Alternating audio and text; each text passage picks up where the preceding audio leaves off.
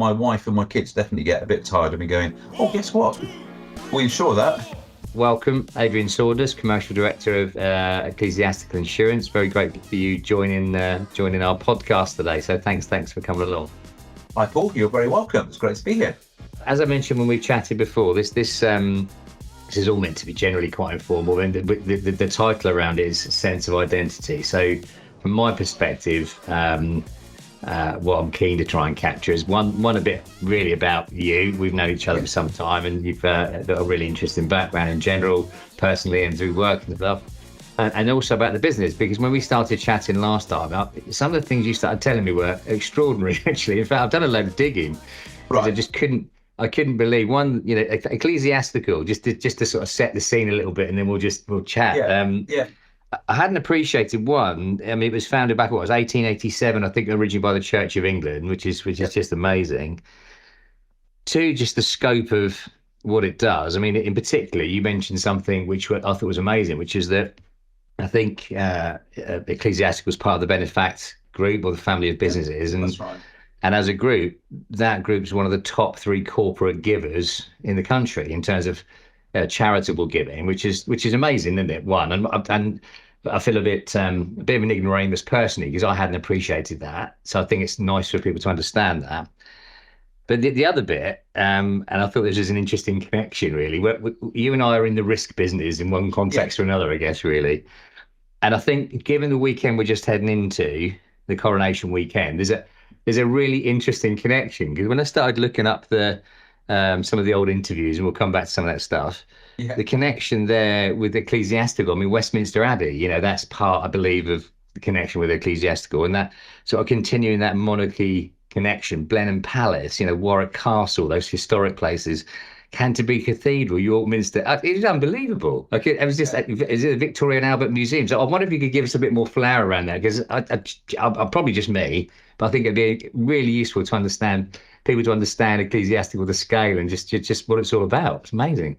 Yeah, look, we were incredibly lucky to insure and therefore be involved with so many amazing and iconic heritage buildings up and down the country. And you're absolutely right. Heritage business started out to basically insure the Anglican Church, and therefore we insure all the cathedrals across England, a huge amount of the Anglican Church, and some of the real iconic buildings like Westminster, like St. Paul's, and especially leading into a coronation, that some of those buildings that are going to be front and center of what we're going to see kind of unfold. And it is amazing, and I think for our underwriters and for our risk control colleagues and for our claims colleagues,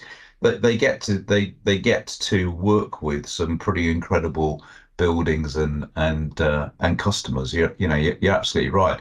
I think you mentioned Benefact, and telling that story is something that I think we're getting better at, but we've got to get a lot better. We've got to get better. We've got to find more ways and more avenues for telling that story. So Ecclesiastical, part of Benefact Group, and Benefact Group, or the trust within Benefact Group, but our objective is to be a very different kind of business, and we are the 3rd largest corporate giver, but probably with such a low brand awareness or profile about that. I've got to say, although there's something quite almost humbling and nice about the fact that it's just happened. It's not just now. It's just happened for years, isn't it?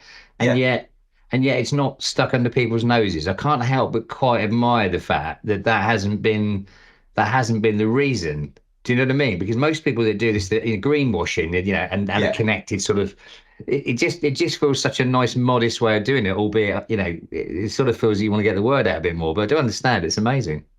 And we do, but I think you're spot on. There's a balance to be had with it.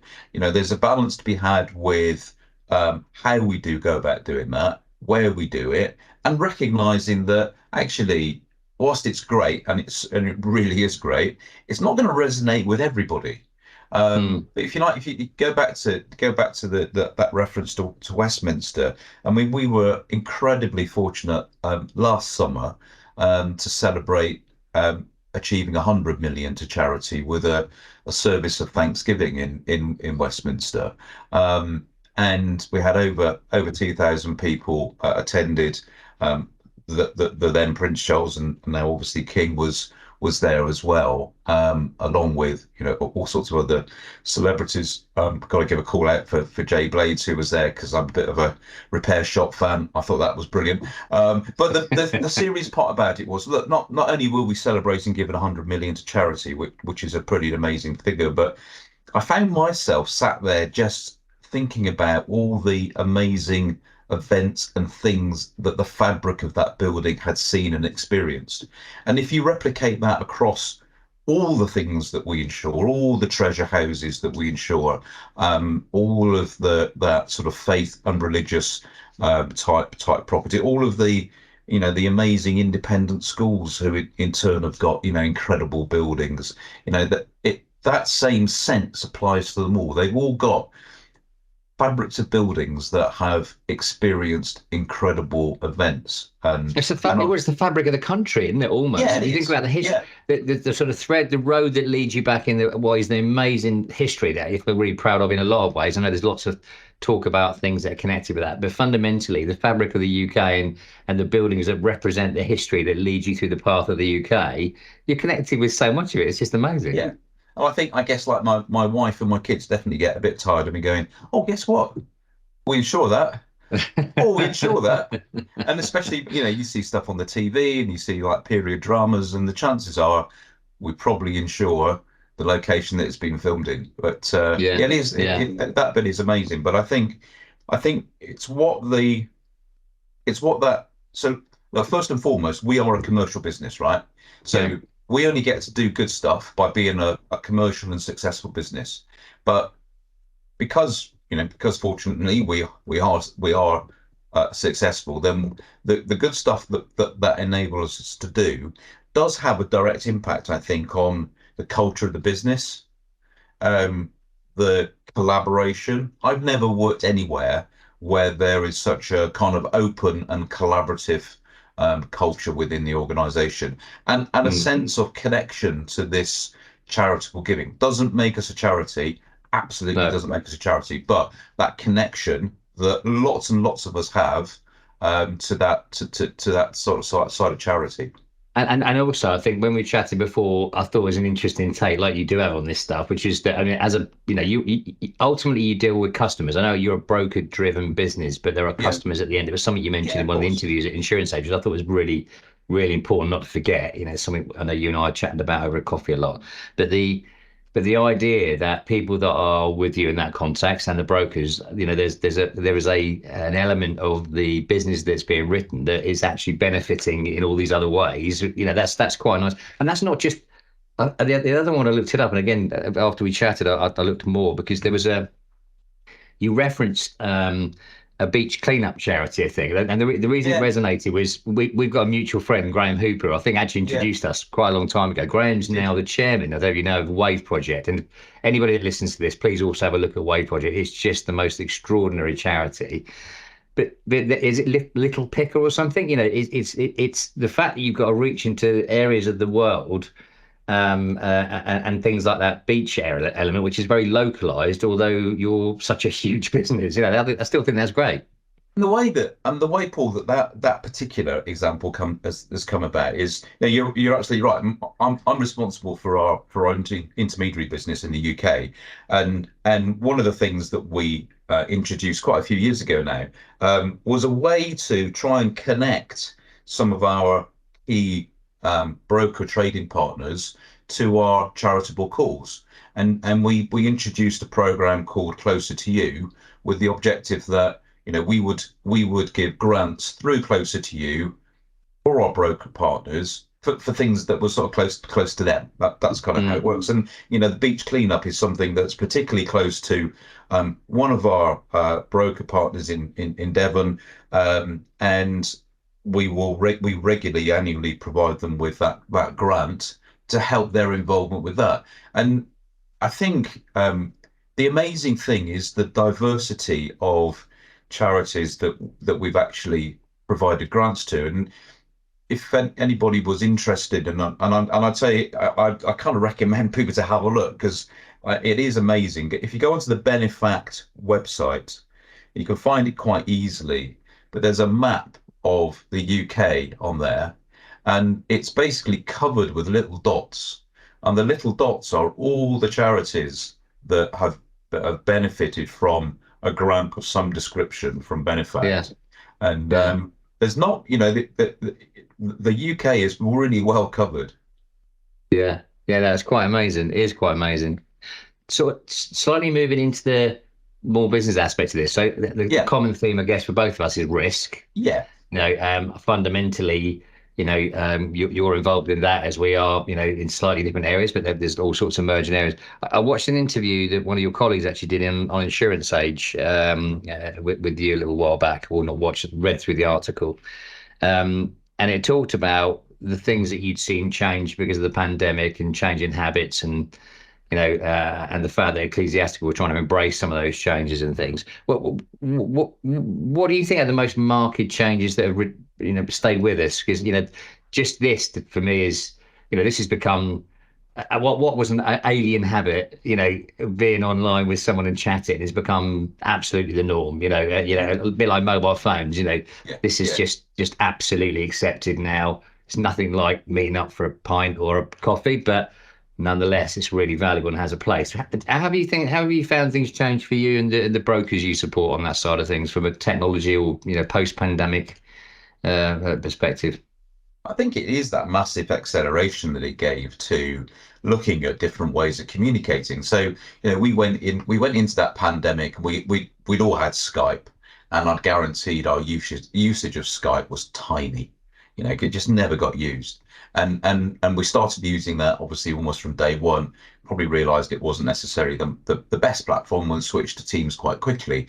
But I think now in the environment we're in now and talking about it's less about it feels to me as though we should stop thinking about new ways of working and more start thinking about just how we just continue to develop the way of working that we've now adopted. So, I Yeah, think this hybrid working model works for us as a business. It works for our colleagues. It gives a good work-life balance for our colleagues, but has no business detriment to us in terms of you know productivity and customer service. Our customer service metrics are just as strong, arguably stronger in some areas than they were pre-pandemic. So I mm, think we now have a rhythm, and our rhythm is this hybrid model. And for the things that people say, yeah, but you know what, it's nothing like people being together or people coming into the business really miss out. I get it, I absolutely get it, and I agree. But there are ways to address that. There are ways that yeah. you can overcome that. And in some ways, actually, this kind of technology and this kind of communication never going to be a substitute, but it does make us all more accessible. It does, So, yeah. It so speeds things up. I mean, it is interesting. It's the blend, isn't it? Because I mean, the other thing in that interview you talked about, which absolutely resonated for me, was that for all the brokers you deal with, ultimately at the end of every broker relationship is a customer, is a yeah, person, and you're a people business. I absolutely am passionate about the fact that when people ring us, they speak to us. That there's not they speak to our UK support team, and it was all that stuff because in the insurance world and even in our world, although we provide a technical solution, we ultimately deal with people. And if you forget that at any point, you've had it. But it was interesting because you also talked about the regulations and the fact that I think your slant on it, which again was interesting, was that they're really about improving customer outcomes and even consumer duty in the world. So do you think this type of interaction is in sync with those sort of principles? I think it is. Yeah, I think it is. I don't see that it undermines that in any way. Um, I think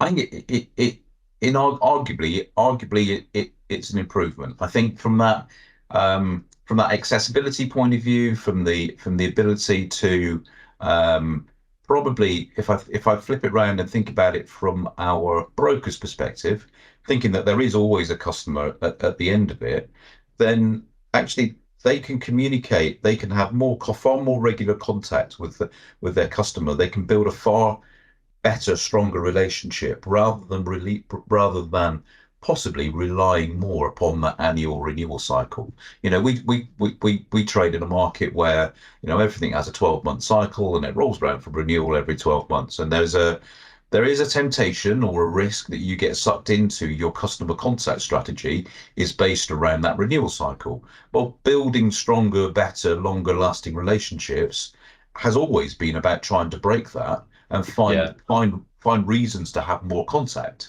But what a barrier to that has inevitably been time, travel, and getting face to face. So lots of those barriers have actually been removed. So I think customer experience wise, used in the right way, not used as 100% substitute, but used in the right way, it's actually beneficial. Yeah, no, I agree. No, I do agree with that. And as I say, I think it's I just think when you forget that people contact piece, and the more brokers I've spoken to that have taken this as an opportunity during the pandemic to interact, albeit remotely, as a filler, not to replace face to face, because I still personally think there's a lot of value in that, even from an interaction point of view and the spark you get. But nonetheless, this has been like you said, accelerated the need for everyone to think about this tech. So it's probably been quite a positive thing. Yeah, I think there's more positives than there are negatives. And for the negatives, it's about, okay, well, how can we overcome those? Yeah, no, I agree. So getting a bit more to the personal, Adrian. So the other thing is that you're a bit of a Harlequins nutter, from what I can gather. And obviously that's as a club, that's been an extraordinary sort of feat there for England. I was actually, funny enough, looking up, and I'd forgotten that Will Carling came out of Yeah. Harlequins. We've got a signed rugby shirt up there from some time back, but Jason Leonard and Mike Brown and others, etc. But yeah, tell us a bit about that, because are you involved at a broader level in the rugby world, or is it as a fan? No, as a fan these days, very much as a fan these days. But yeah, Harlequins is my kind of happy place, I think, being at the Stoop. Yeah. So yeah, I do enjoy trying to get to as many home games and a few away games. Maybe not coming off our best season, but hey, can't have everything. Yeah. But yeah, Historically, look, done pretty well. it's still a great game. It's a great club. And yeah, thoroughly enjoy it. I've always been a bit of a rugby fan from my much younger years playing, and that continues. And yeah, following Quins is a good outlet. But Yeah, no, I get that. I get that. Um, and and the one question as well that I always like to ask at the end of these things, if it's okay, because we could chat a lot more. But if you had to give your younger self, one piece of advice with all oh that wow. experience you've now got locked up in that big old brain, can you think of what it might be? There's got to be something about, yeah, but just don't be limited by the horizon that you can see. Look beyond it, because there's a massive world out there, and there's a massive world of opportunity. And I think, whether that's like very broad, or even if I was thinking about that in the context of like insurance, don't be limited by your horizon, because there are so many opportunities in the market segment, and so many great opportunities. So yeah, don't be limited, I think, is what I'd say. And I guess by posing that question, my reflection is probably for a few years, when I reflect back, I probably allowed that horizon I could see to limit me, but not for too long. And I'm glad I stepped over it. And yeah, Moved on. yeah, yeah. Fantastic, fantastic. Listen, Adrian, thanks so much for your time. Really appreciate it. I hope people have got a bit more of an insight into Adrian Saunders and Ecclesiastical. Well, thank you. Really enjoyed it. Thanks very much.